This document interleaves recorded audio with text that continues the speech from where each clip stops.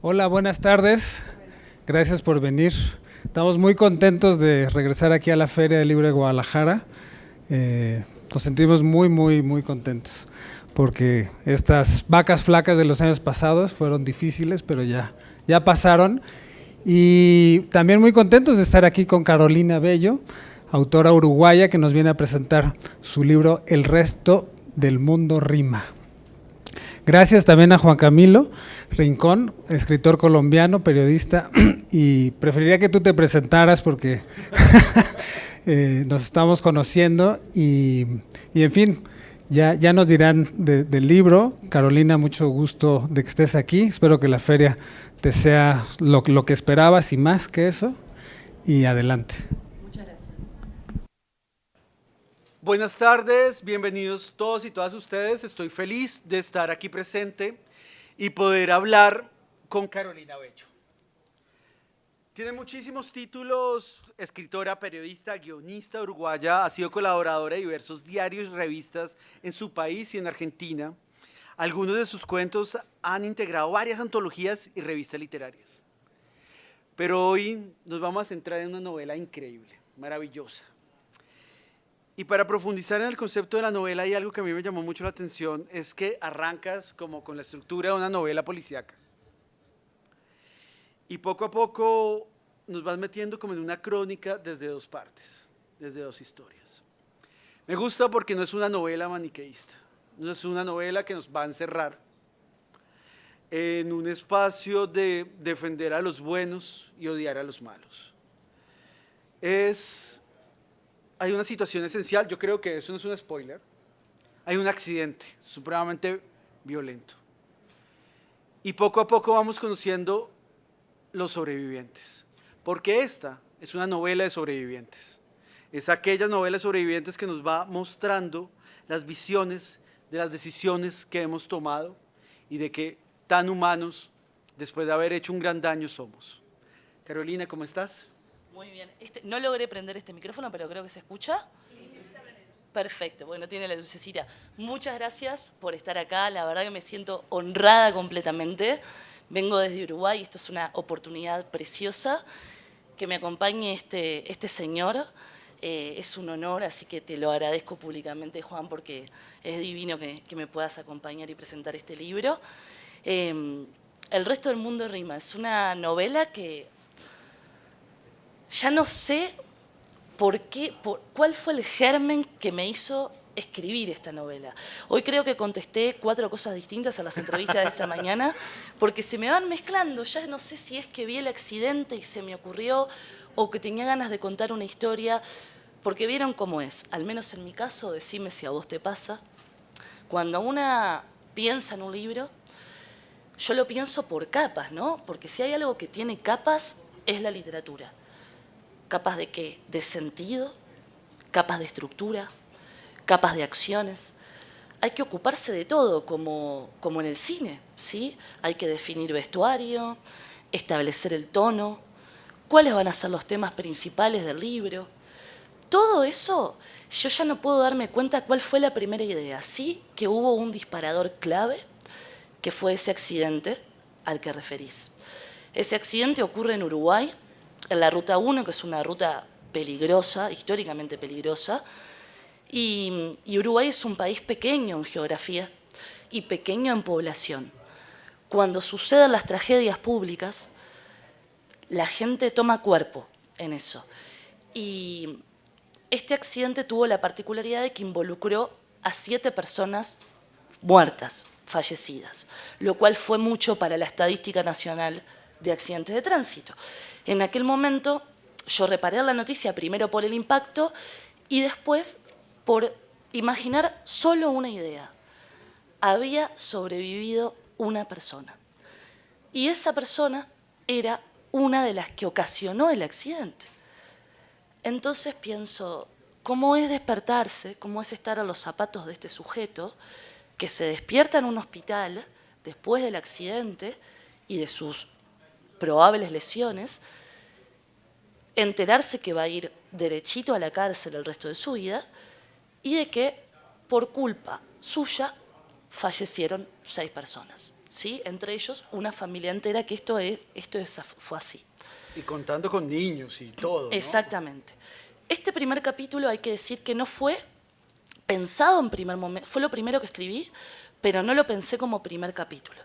Porque algo que me pasa cuando escribo es que jamás en mi vida escribo de forma lineal. Es decir, yo no me siento a escribir por primera vez el primer capítulo, la siguiente vez el segundo. Yo, como narradora, interpreto a los personajes. Y en este caso, se podrán imaginar quienes lo leyeron, que no siempre tenía ganas de ser Julia, porque para describir a Julia tenía que tener cierto estómago, ¿sí? Es una mujer difícil, complicada, ardua, que la mayoría de las veces piensa distinto a lo que yo pensaría o haría. Entonces voy escribiendo poniéndome palos en la rueda a mí mismo si miramos el vaso vacío o poniéndome desafíos a mí misma si miramos el vaso medio lleno. ¿Por qué? Porque escribir en forma alterada los capítulos te obliga a prestar más atención en el nivel de los indicios, ¿sí? Yo no puedo escribir algo que después en el proceso de montaje no tenga sentido, porque una cosa todavía no pasó cuando yo la estoy narrando en otro capítulo. Entonces, lo primero fue, tuve ese capítulo escrito, yo ya sabía que ese capítulo era el disparador de la historia, pero en el nivel de relato, ¿sí? Una cosa es la historia, la fábula, de qué se trata, y otra cosa es cómo yo ordeno los dispositivos de los capítulos adentro del libro. ¿Por qué decidí poner ese primer capítulo primero? Porque me gusta jugar mucho con los narradores. Entiendo que si alguien en una librería agarra El resto del mundo rima y lee un poco de ese primer capítulo, no se va a hacer a la idea de lo que es el resto del libro, va a pensar que es en una tónica austera, policíaca, casi de cronista, de crónica roja, ¿no? Y esa fue la intención. No se le podía poner poesía o demasiada poesía a esa descripción que ya valía por sí mismo. Quizás me tome una licencia con ese narrador para describir ciertas atmósferas o el amanecer de la carretera, pero no mucho más. A partir de ahí yo supe que ese capítulo, en algún momento me di cuenta que era el primer capítulo, porque ponía en escena, ¿sí? Y acá sí me adhiero al relato clásico o a ciertos paradigmas del relato, que es poner en escena. Vos tenés que presentar de alguna manera a los personajes, ¿sí? Más allá de que quienes aparecen en este primer capítulo no son necesariamente los únicos que van a aparecer, ni los únicos que tienen un peso como otros personajes mal llamados secundarios. A mí me gusta mucho darle preponderancia al personaje secundario. Siempre nombro una serie que me gusta mucho, que es Better Call Saul, que no solo creo que se destaca a nivel narrativo en materia audiovisual, sino que se hizo un festín con los personajes secundarios de Breaking Bad y aprovechó eso para generar otras profundidades, provocar otras acciones y demostrarnos que esos personajes, mal llamados en inglés de soporte, ¿no? Son mucho más que eso y son, junto a los protagonistas, quienes también ayudan a hilvanar la trama, ¿no? ¿Cuántas palabras de la costurería existe en literatura? Por algo es. Ahí me llevas a un punto que es muy interesante, es el equilibrio que logras con El resto del mundo brilla. Es una novela de ficción. Sí. Pero tiene narraciones de guión o de crónica que me parece como lo sostienes perfectamente, pero a la vez está a jugar con cómo te metes en el interior de algunos de los personajes, las descripciones de las palizas que le dan a estos hermanos, a esa mamá, ¿no? Esa violencia, esa fuerza, ese desgarrador, pero que son elementos que son esenciales para entender y la construcción del personaje. ¿Cómo lograste ese equilibrio de manejar la ficción, no ficción? ¿Cómo juegas con las herramientas de la no ficción dentro de la ficción? Bien, no sé. Creo que a mí el género de no ficción me fascina, Sí, ¿no? Me gusta mucho mucho desde niña, ¿no? Cuando una lee sin saber o conocer los parámetros de la literatura, de esto es no ficción, mira Truman Capote, y después creces pensando que A Sangre Fría fue la primera obra de no ficción, pero un día lees Operación Masacre de Rodolfo Walsh y decís, mira este hombre en el Río de la Plata, lo hizo antes que Truman Capote, ¿sí? Y cuando vos lees algo que tiene un componente de realidad escrito con el sistema de la lengua literario, no puede ser otra cosa que un tesoro, ¿sí? Los que escribimos ficción siempre vamos a correr de atrás a la realidad. La realidad es suficientemente sorprendente y esquiva como para no estar atenta y tratar de convertir eso. Hay formas y formas de contarlo. Una es el informativo, ¿sí? Otra es la noticia pura y dura del diario. Otra es la columna de opinión. Otra es el género documental. Otra es la literatura de no ficción. Yo me siento muy a gusto haciendo eso, quizás no cómoda, sino a gusto, capturando elementos de la realidad y trayéndolos al plano de la ficción. A veces escribo, no necesariamente en el resto del mundo rima, pero escribo en plan crónica narrativa, que es un género que me apasiona, pero cuando vengo a narrar una ficción, primero que nada, hay algo que es la imaginación y las posibilidades o el oficio que una tenga, ¿sí? Entonces, ¿por qué me voy a constreñir a la voz de un único narrador? ¿Sí? Que además, en literatura, en teoría literaria, existen dos figuras, ¿no? Una es el narrador, que es la voz, es quien narra, es quien dice la historia. Pero otra es el focalizador, que es quien mira la historia. Muchas veces esas figuras coinciden, pero muchas veces no. Y me gusta jugar con esos conceptos. Entonces, como yo escribo porque amo escribir y porque generalmente me divierto cuando escribo, ¿qué más lindo que hacer un viraje en el medio de la historia y decir, bueno, este narrador va a cambiar? Y este narrador, y aprovecho para reflexionar sobre esto, El resto del mundo de rima es una novela que generalmente se interpreta como, bueno, un accidente y las historias humanas, ¿sí?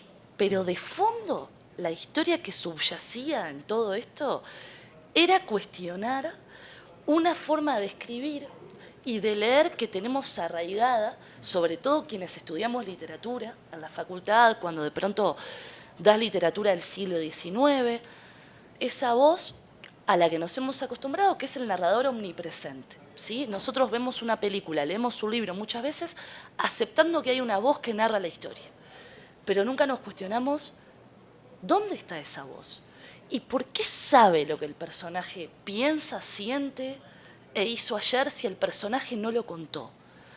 Entonces, era una de las reflexiones metaliterarias que quería hacer en este libro. Y quizás es uno de los temas principales del libro para mí, que claramente son pequeños indicios en estos virajes de narración, cuando de pronto viene Juli hablando en primera persona y cambia en un renglón y habla un narrador en tercera persona que te está diciendo, hay alguien que está contando esta historia, y en el final, ese narrador que toma cuerpo y dice, yo también estoy en este relato, ¿sí? Eso es lo que a mí más me interesaba poner de manifiesto. El resto, respecto a lo que me preguntaste, se habrán dado cuenta que me gusta conversar. Para eso estamos aquí hoy. Para eso estamos, ¿a qué vinimos? ¿Cuál era otra de las capas de sentido, ¿no? En ese croquis mental que uno hace cuando va a escribir un libro. ¿De qué quiero hablar yo acá? ¿Qué temas me interesan? Hay gente que le interesa hablar sobre las pandemias. Hay gente que le interesa hablar sobre... En fin. Yo tenía ganas de hacer una novela completamente contemporánea, de personajes reales, de personajes deleznables o no, con los que una incluso se puede sentir identificada por momentos, y sobre todo poner de manifiesto un sentir, el de no ser parte de nada, el de no sentirse parte de nada. que es súper válido, que a todos nos ha pasado en algún momento de la vida, no sentirnos parte, mirar el mundo desde una cuestión ajena, pero nos encastramos, ¿sí? ¿Qué pasa con aquella franja de personas que no han podido encajar nunca jamás? Julia es una de ellas, Andrés y Ernesto los mellizos son otros, Fátima es otra. Todos tienen eso en común. ¿En qué me basé? Invitamos al estrado al señor Sigmund Freud, que fue una gran presencia que tuve. Yo, sin ser estudiosa del psicoanálisis, de hecho, estudié psicoanálisis en la Universidad de Letras para abordar psicocríticamente una obra, pero de psicoanálisis, las elementales. Pero sí que me interesaba, y no como estudiosa, sino como persona, que conoce gente que vive una vida. Muchas veces justificamos las acciones en el presente de las personas porque, y sí, con lo que le pasó, ¿no? Porque tienen un génesis complejo, difícil, arduo, traumático, violento. Pero ¿qué pasa cuando no existe eso? ¿Qué pasa cuando una persona lo tuvo medianamente todo en el plano de lo esperable? Una familia, un buen pasar, amigos, estudio, una profesión, y aún así Quiere hacerse daño. mira al mundo escondida a través de un vidrio de sala de interrogatorio, porque yo me la imagino así a Julia, permanentemente agazapada, mirando en el mundo no lo que ella no puede tener, sino lo que ella no puede ser, ¿sí? Entonces, ese fue el puntapié inicial. Y quería un poco, traje a Sigmund Freud a propósito de cómo psíquicamente las cosas que nos pasaron y el modo en el que nosotros pasamos por la vida y vivimos nuestra vida, consciente o inconscientemente, porque el inconsciente tiene sus propias reglas, actuamos a partir de eso, ¿sí? Entonces, todos los personajes tienen un punto de vista psicológico que a veces se subvierte porque vos no podés comprender cómo Andrés y Ernesto, que son personajes que han sufrido tanto, con una madre que los golpea con método, ¿no? No con una madre ni siquiera, y no es que sea justificable, pero no es que ella está enferma y tiene un arrebato de ira y pasó. Eso no se justifica, pero el método establece una escala de crueldad peor, me parece. Ya incluso llegada a la adolescencia. Además es una evangélica, ¿no? Cree... Exacto, pero ¿cuál es mi engaño? Porque a mí me gusta el lector cómplice, me gusta ir poniendo los caramelos para endulzar y después un caramelo a media hora que es lo más amargo del universo, ¿no? ¿Qué pasa con la mamá de Andrés y Ernesto? El concepto de represión. Ella es de esa manera cuando descubre algo en su hijo que ella misma reprimió años atrás, ¿sí? Y eso también me interesaba explorarlo. Cómo en otra época, ¿no? Porque también hay diferentes épocas en el libro. Los narradores cambian porque también cambian las épocas. Cómo esta persona que se crió mientras Uruguay jugaba el Mundial del 50, otra era en Uruguay, otros códigos, otras costumbres, llega a tener unos hijos veinteañeros en los 2000. Uno de ellos es gay y ella, no quiero spoilear igual, ¿no? Lo que pasa, pero no se puede hablar de la obra sin hablar de la obra, estamos de acuerdo con eso. Y eso me interesaba mucho tratarlo en los personajes. El componente psicológico, la represión y sobre todo la reinvención, que es lo que encarna, en este caso, Julia. Y ahí me llevas a algo que es ese tema de... Ay, que es una novela muy orgánica porque tienes ese narrador que es maravilloso. Ese juego de narradores que es maravilloso. Y comienzas a tocar al lector a partir del orgánico, de los cuerpos, de la presencia, del dolor, de las... Ay, hay una conversación buenísima de ella haciéndose pasar como médica, hablando con él y darle unas falsas esperanzas. Así para que no suene spoiler. Sí. Y como goza saber que que no se va a cumplir esa esperanza, ¿no? Y verle el sufrimiento al otro, pero entender, y eso hace que sea supremamente orgánico. ¿Por qué esa necesidad de crear ese narrador orgánico? ¿Por qué esa necesidad de cuerpos, de la humanidad, de hacer que de cierta forma el lector siente esa condición humana con el cual se identifica? Yo creo que es porque es una novela de dolor y una novela con un gran componente erótico, ¿sí? Y entiendo que el dolor y el erotismo para manifestarse necesitan una expresión corporal, aunque no sea tangible, ¿sí? Es el cuerpo el receptáculo donde se enmarca todo. Y acá hay cuerpo que duele, hay cuerpo que se modifica, hay cuerpo sufriente, hay cuerpo amputado, hay sentimiento amputado, hay carencia, ¿sí? Y esa carencia de todos los personajes, porque creo que no hay uno que quede afuera, son todos personajes carentes en algún sentido, necesitaba orgánicamente tomar cuerpo, nunca mejor dicho, en algo. Y yo quería hacerlo visible, yo quería, a través de los narradores, que como una cámara vos vieras a Julia subvirtiendo ese lugar común que hemos visto tantas veces de cuando hay una transformación en una película de la persona que se tiene que rapar por alguna extraña razón. Generalmente la gente llora, o sea, es una mutilación de tu propio cuerpo, en fin. Julia hace lo mismo, incluso con disfrute, ¿sí? Sí. Julia se corta esos pelos que describo como un cabello muy lindo de revista, de aviso de shampoo, se lo decolora con agua oxigenada que encontró en la tisanería del hospital y se lo corta gustosa porque ella ve a otra persona, deja de verse a sí misma, ¿sí? Y para eso yo tenía que hablar del cuerpo, porque es una novela que por un lado habla del encierro de los personajes, pero por el otro habla de transformación. Julia es un personaje que, mal o bien, se transforma a lo largo de la novela. Ella sale de su hábitat natural y se recluye a sí misma, ¿sí? Ella no escapa de sí misma yéndose a las Bahamas en el primer avión. Podría hacerlo, tiene los medios para hacerlo. Sin embargo, es tal su vulnerabilidad psíquica, porque partimos de la base que nadie en estado de sensatez pura hace lo que hace Julia, ¿sí?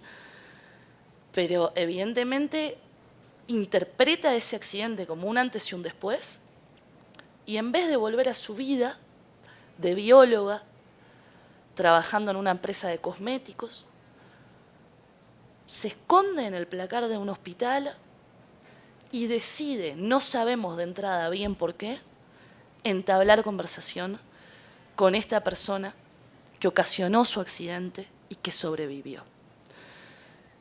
No iba a ser una historia de amor. Para historia de amor tenemos octubre. Quería escribir otra cosa. Y quería ver qué pasaba con esos dos personajes que de pronto eran parte de un mismo rectángulo, tan distintos, ¿sí? Andrés y Julia no tienen nada que ver en su vida y sin embargo, para leer. Y en Latinoamérica están esas familias, pensemos en los mellizos, ¿no? Que la situación económica o la violencia social, cultural, política o familiar los llevan a que tomen caminos totalmente distintos. Y hay uno que me parece bellísimo, el de Andrés, que está muy relacionado con el tema de la literatura, ¿no? Que creo que es muy bello cómo reflejas tus gustos y cómo reflejas los gustos de Andrés a partir de la importancia dentro de la narración, ¿no? Sí.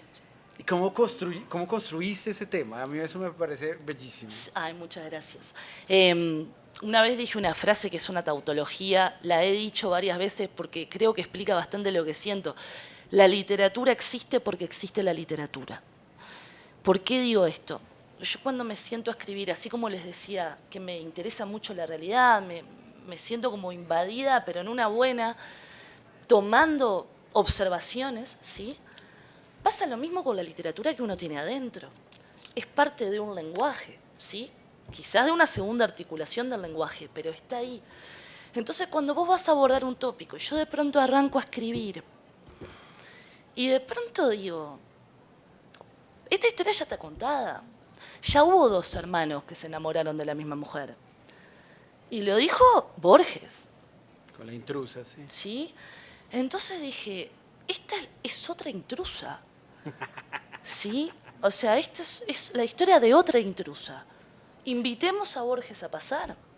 A mí no me gustan las referencias cuando son un alarde de aquello que le gusta al escritor. Claro. ¿Sí? Yo no soy una fan denodada de Borges, y Borges tiene mucho que ver en esta novela. Y sin embargo, lo respeto claramente, porque no respetar a Borges es ser un necio, pero no es que es de mis escritores que a mí me marcaron o me forjaron el camino. Sin embargo, ese cuento estaba en mí, lo traje a colación. La referencia para mí en la narración tiene que operar como una estrategia que vos traes a colación porque te ayuda a contar algo y eventualmente enriquece. No puede entorpecer, ¿sí? Tenés que ser hábil al declararlas. A veces son con espíritu de inducir la lectura. Yo quería contar una novela de encierro en primer lugar, encierro escenográfico y encierro personal. Perfecto. ¿Quién hizo eso antes que a mí me encantaba? Sergio Vicio, un escritor argentino, que escribió una novela que se llama Rabia, que recomiendo mucho. El epígrafe es de Vicio. ¿Sí? Se oyó y se sorprendió, hacía mucho tiempo que no escuchaba su propia voz. Era Julia. Otras referencias no aparecen por capricho. El apellido de Andrés y de Ernesto son un homenaje a Rodolfo Walsh por el protagonista de Operación Masacre. Le cambié una letrita para que no fuera igual, pero es un apellido bastante diferente, ¿sí? El juguete rabioso. Roberto Cuart. Entonces, claro. ¿qué pasa con Andrés? Lo que yo percibo como, bueno, voy a poner un personaje que nació en un contexto crítico, golpeado por su madre, todo mal, pero, ay, bueno, lee, ¿sí? Eso podía oler al lugar común. Ajá. Ahora bien, cuando el narrador reflexiona acerca de que muchas veces los escritores incluimos un personaje que lee para poder contar a través de ellos, ¿sí? Yo quería hablar de literatura. Entonces me era necesaria la referencia. Y podría haber puesto al personaje que lee, que podría haber sido otro, pero yo quería que fuera Andrés, porque existen esas personas. Y la literatura no es solo privilegio de quienes podemos acceder fácilmente a ella, ¿sí? En Uruguay, de hecho, existen lugares como a los que va a leer Andrés. Bibliotecas públicas o también llamados centros comunales. En mi infancia había muchos, en donde uno iba y encontrabas libros que habían donado los vecinos, que donaba el municipio cada tanto. Entonces, no era una condición de poder acceder a la literatura, ¿sí? No es un inverosímil que Andrés lea. Me parecía tejer esas referencias y que no se notara el hilo, me gustaba enriquecer la obra a través de gente que lo dijo mejor de lo que yo lo podía decir, ¿sí? A las personas a las que yo quería homenajear, Walsh, Roberto Art, Borges en este caso. El cine también tiene mucho porque hemos crecido mirando películas, ¿no? Ahorita vamos por el cine, pero antes de irnos de la literatura, hay un tema que es la tragedia, ¿no? El concepto de la tragedia griega. Me la sé de memoria la definición, si la precisas. Dale, de una. Pues la tragedia, representación de una acción memorable y perfecta, de magnitud competente. Hago un breve paréntesis, y que no por modo de narración, sino moviendo a compasión y temor, responde a apaciguar las pasiones. O moderación de las pasiones también. Isabel pasó. Muchas gracias. Es del liceo que me quedó. ¿Por qué me quedó lo de la tragedia? Perdón que te interrumpa. Dale, es dale. algo que me apasiona. La tragedia griega, ¿cuánto nos han dado los griegos, no? Este libro se pone en la vereda opuesta de la definición de tragedia. La tragedia griega existía en la antigua Grecia como un mecanismo para esto que termina diciendo Aristóteles en su definición: moderar las pasiones. Todos los griegos iban al teatro griego, veían la tragedia y en eso veían todo lo que no tenían que hacer. Por ejemplo, faltarle al destino, los griegos son deterministas, caer en el ibris, que es el exceso, el pecado para ellos. La idea era salir de ahí con una enseñanza, ¿sí? Yo no escribo para dar una enseñanza de ninguna manera.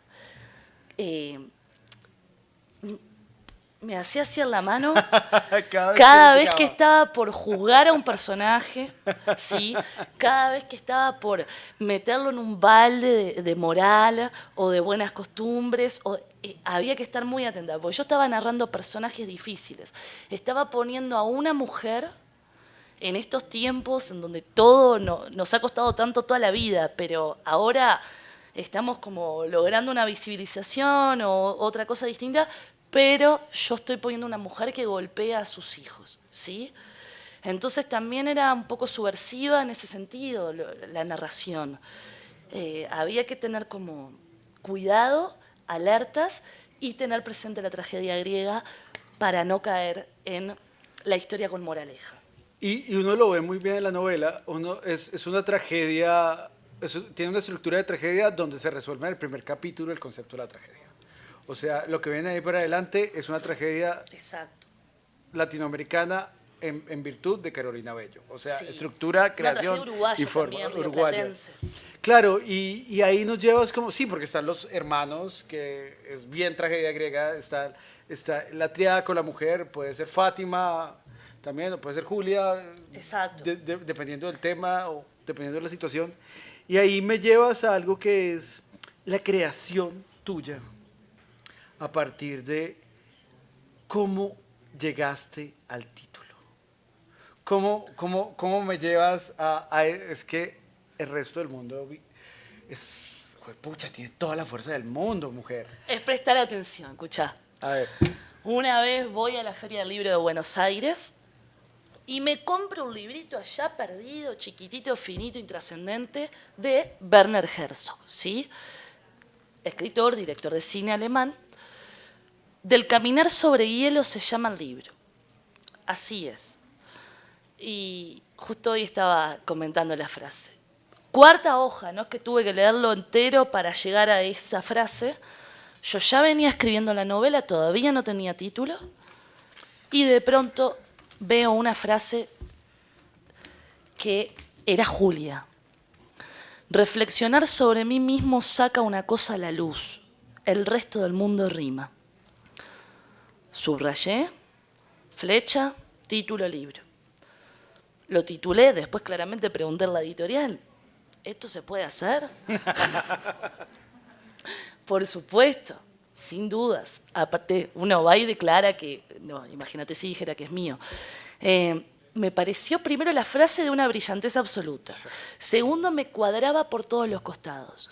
Tercero, tenía sonoridad y yo ya venía escribiendo el libro en plan sonoro. Es un libro que hace ruido y no en el mal sentido, ¿sí? Es un libro que tiene crepitar, que tiene salamandra, que tiene arroyo, que tiene ruido que sale del arroyo. El pájaro carpintero. Sí, es una novela, yo siempre soy muy visual para escribir. A mí me gusta mucho describir en plan imágenes, fotogramas. Entonces otro desafío de este libro, para hacerle un poco honor a este título maravilloso, porque es un título muy lindo, hay que decirlo, era, voy a describir al sonido. Hay sentidos que son difíciles para describir. Lo visual generalmente viene más dado, tiene como, ¿no?, una impronta que uno puede llegar de forma más efectiva a describir algo que querés que el otro vea o imagine. Pero que el otro escuche, el sonido vale por sí solo. Entonces, describir al sonido, que es como una percepción mucho más subjetiva incluso, ¿no?, era un desafío.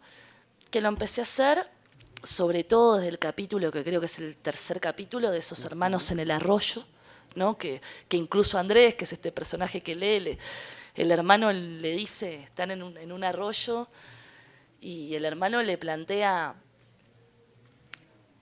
escuchar los sonidos y ver con los sonidos, una sinestesia pura y dura, ¿no? Y para convencerlo de una Claro, idea, ¿no? y Andrés, el hermano ilustrado, le dice, a ver, seguí. Y el narrador mete una acotación, era la frase más lúcida que Ernesto había dicho en su vida, ¿sí? Y ahí me meto en unos párrafos sonoros donde de pronto el narrador dice, el sonido del agua junto a las piedras lecuestres es como cuando se revuelve un alajero. ¿Quién nos fue a revolver el alajero de alguna abuela o alguna tía? Ese ruido de cosa entreverada, de piedra y metal, ¿no? Y ahí está la imagen. Entonces también era sacar al costurero y coser sinestesia y que esto que hace ruido también genere la imagen que yo quiero transmitir. Me fui por las ramas, ¿no? No, porque ahí me llevas con Herzog, me llevas al corazón de esta novela que es Julia. Y con Julia está su amor por el cine y sus referencias al cine, ¿no? A Habla con ella, a 12 monos, y está la guionista Carolina, ¿no? Entonces, y está este tema muy musical, muy Stravinsky, también que ya es más moderno, que ya está dentro de esa capacidad de fotograma, de la modernidad del diálogo, de la modernidad del narrador. ¿Por qué el cine? ¿Por qué tan conectado a Julia y por qué tan conectado a Carolina? Ay, quiero aclarar algo, esta es una novela muy sencilla, lo va llevando uno en la narración suavecito y uno se va llevando en el libro. A pesar de que, digamos, cosas muy ñoñas, acá como diríamos en Colombia, muy ¿Ñoñas? ñoñas, eso es algo que me llama mucho la atención. Por eso me parece el concepto musical. Entonces, y también por eso me parece tan visual como el cine. Entonces, volvamos al cine. El cine, o sea, a mí, yo no estoy hablando acá, ay sí, la que sabe mucho de cine, ojo, pero sí me crié mirando películas todo el tiempo. Quizás cada tanto aparece algún cine de autor, qué sé yo, pero era pensar, ¿qué pueden tener en común Julia y Andrés para que haya un mínimo sentimiento de empatía, algo? ¿Vieron cuando hace un rato les dije que invité a Borges a una participación especial porque necesitaba servirme de él para contar esto? Bueno, yo estaba hablando de una historia que transcurría en un hospital, ¿sí? Y de pronto, año en el que transcurre la novela, que no es menor, el año 2002, o sea, el relato primero de la novela es el 2002, googleo, hable con ella, estreno, enter.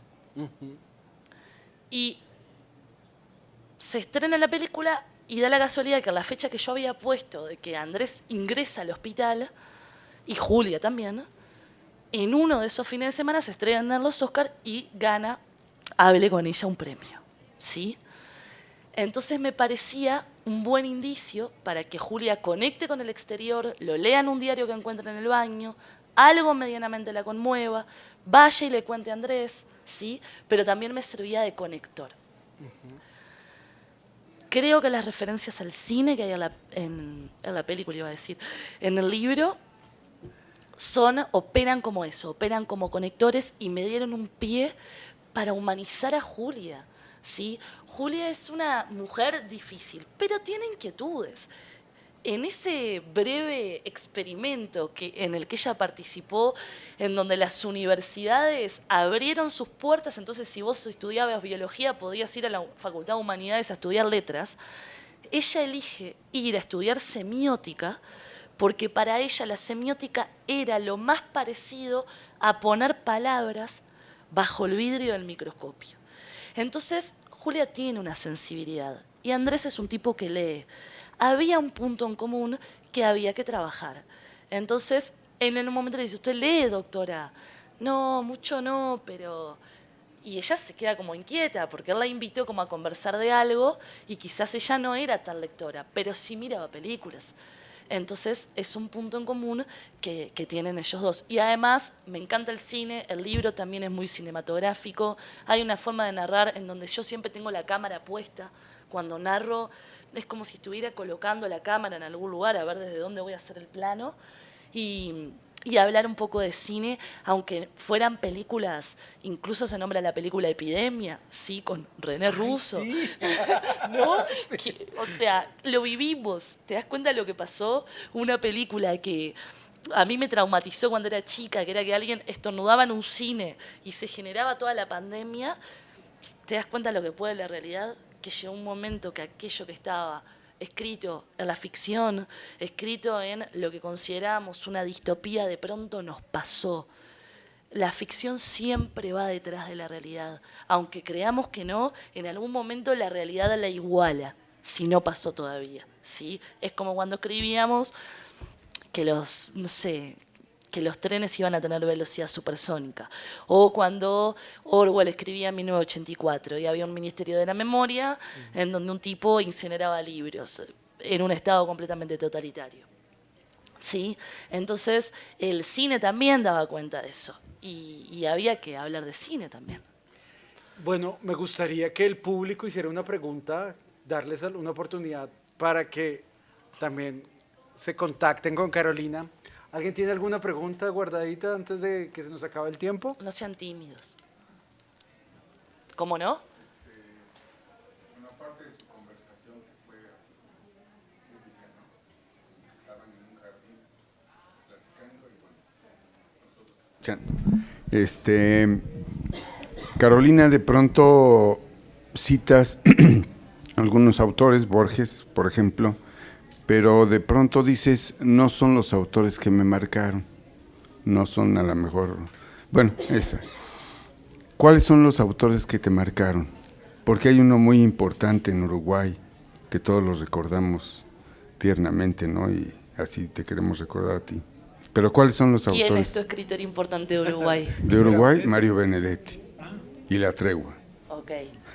Mi escritor importante que sí está homenajeado en este libro, que fue un escritor para mí formativo. Yo tengo una hermana mayor, Lorena, compartimos cuarto hasta la adolescencia. Y ella rápidamente vio que era una niña intrépida, que tenía mucha curiosidad y fue la primera que me empezó a leer en voz alta. O sea, yo antes de leer por mí misma me leía a mi hermana, pero claramente no me leía literatura infantil. Entonces yo tenía 7, 8 años y mi hermana me estaba leyendo cuentos de amor, de locura y de muerte de Quiroga. Sí, entonces todo eso fue calando y creo que cuando fui consciente para reflexionar sobre la literatura, entendí que Quiroga hace valer la función poética del lenguaje como pocos. Esto es, hay formas y formas de decir las cosas, ¿sí? Hay formas directas, austeras, y hay formas de referirse a dos hermanos con una discapacidad de la forma en que lo hace Quiroga en La gallina degollada, ¿sí? La prosa poética de él creo que consciente e inconscientemente a mí me influenció mucho, porque no puedo escapar a esa forma del decir, ¿no? Hoy también hablábamos de eso, hablábamos de la importancia de la metáfora para mí como lectora y para mí como escritora. La metáfora es un recurso que viene a que, en principio, en una visión literaria, a unirlo igual, ¿sí? Los susurros se escapan de su boca de fresa. Boca, fresa. Pero ¿qué pasa cuando la metáfora aparece uniendo cosas que no teníamos previstas en su similitud? Hace una nueva imagen, da una nueva perspectiva, y creo que para mí esa es la esencia de la literatura. Quiroga, que es para mí el escritor más importante en cuanto a influencia, sí está homenajeado en el libro. Después, autores que me marcaron, Charles Baudelaire, William Faulkner. Faulkner para mí es todo, porque crea mundo, ¿no? O sea, la literatura que crea mundo hay que respetarla, creo, ya por eso, ¿sí? Si lo crea encima con maestría, sacarse el sombrero. Me gustan mucho contemporáneos, soy muy fan de la crónica narrativa, entonces no puedo dejar de nombrar a Martín Caparrós, que es un periodista argentino que respeto, admiro y quisiera un día abrazarlo. Ay, es un encanto. ¿Lo conoces? Sí. Ay, después echamos chisme. Leila Guerriero. Puedo nombrar tantos autores. Roberto Art, Sí, en Argentina, para mí, cuando leí Juguete Rabioso, dije, esta es la forma en la que se concibe la literatura en mi mente a partir de ahora, ¿sí? Sobre todo honesta. Me gustan los autores en donde percibo honestidad y aquellos que recrearon situaciones que estaban como en el margen o periféricas en cuanto a sus temas o en cuanto a sus descripciones, también siempre tienden a merecerme un respeto. No sé si le contesté la pregunta. Muy bien, Los muchas invito a gracias. todas y todas ustedes a que lean El resto del mundo. Rima, lo venden aquí. Carolina, muchísimas gracias. Gracias por venir aquí a la FIL Guadalajara. Y qué bonito hablar contigo. Ale. Gracias a vos, Juana. Muchas gracias. Muchas gracias a ustedes por estar acá. Estoy re emocionada porque es muy importante para mí este momento, no es un trámite en lo absoluto. Que me hayas acompañado es hermoso, todo lo que está pasando. Y bueno, apareció acá un muchacho, Enrique, con mi libro anterior en mano que no sabía si había vendido en México alguna vez. Eso es lo que tiene la literatura llega, corre, va. Y bueno, por eso estamos también todos nosotros acá. Muchísimas gracias.